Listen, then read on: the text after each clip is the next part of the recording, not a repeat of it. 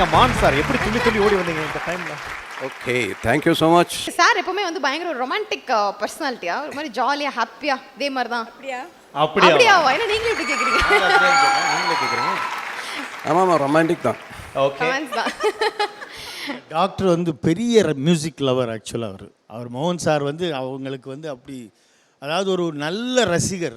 எல்லா மேடைகள்லையும் இவங்க மேடைன்னு இல்லை, எல்லாவுடைய ஒரு வேர்ல்டு ஜானர்ஸ் ஆஃப் மியூசிக் என்னென்ன மாதிரி மியூசிக்லாம் நடக்குதாங்க எல்லாத்துலையும் இருப்பார். கிரேட்டஸ்ட் ஃபேன் ஆஃப் மியூசிக் அவர். To tell you the truth, கல்யாணத்துக்கு அப்புறம், மேரேஜுக்கு அப்புறம் தான் நான் various forms of genres of music I started listening.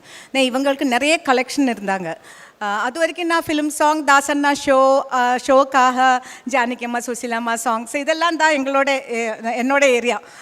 இவங்க லைஃப்ல வந்ததுக்கப்புறம் நிறைய வெஸ்டர்ன் கசல்ஸ் எல்லாம் ஐ ஸ்டார்டட் லிஸ்னிங். அண்ட் இப்போது இவங்க ஐ திங்க் ஏது ஷோ சென்னையில் எங்கே ஷோ இருந்தாலும் இவங்க இருப்பாங்க அங்கே. என்னோட இல்லை, மிச்ச ஆளுங்களோட.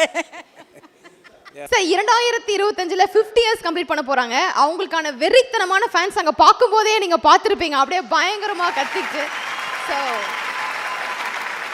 முதல்ல ஸ்டேஜில் ஏறும்போது, தாசண்ணா மேடையில் ஏறும்போது, அந்த டைமில் நான் ஸ்டேஜில் உட்காந்துட்டுருக்கு. So it's a long journey and it was in Guruvayur temple connected with function there. அதுக்கப்புறம் குருவாயூரப்பன் முன்னாடி நெக்ஸ்ட் டே பார்த்தேன். She was a small kid and I was a teenager. 50 years தான் மியூசிக் இண்டஸ்ட்ரியில் பயங்கர சாதனை படைச்ச நம்மளுடைய நைட்டிங்கேல் சுஜாதா மோகன் அவர்களுக்காக ஒரு சின்ன செலிப்ரேஷன் ஒன்று பண்ணுறோமா? சின்னதா பெருசாவே பண்றோமா? அப்போ வேற லெவல் ஒரு கேக் கட்டிங் செலிப்ரேஷன் ஒன்று இருக்கு.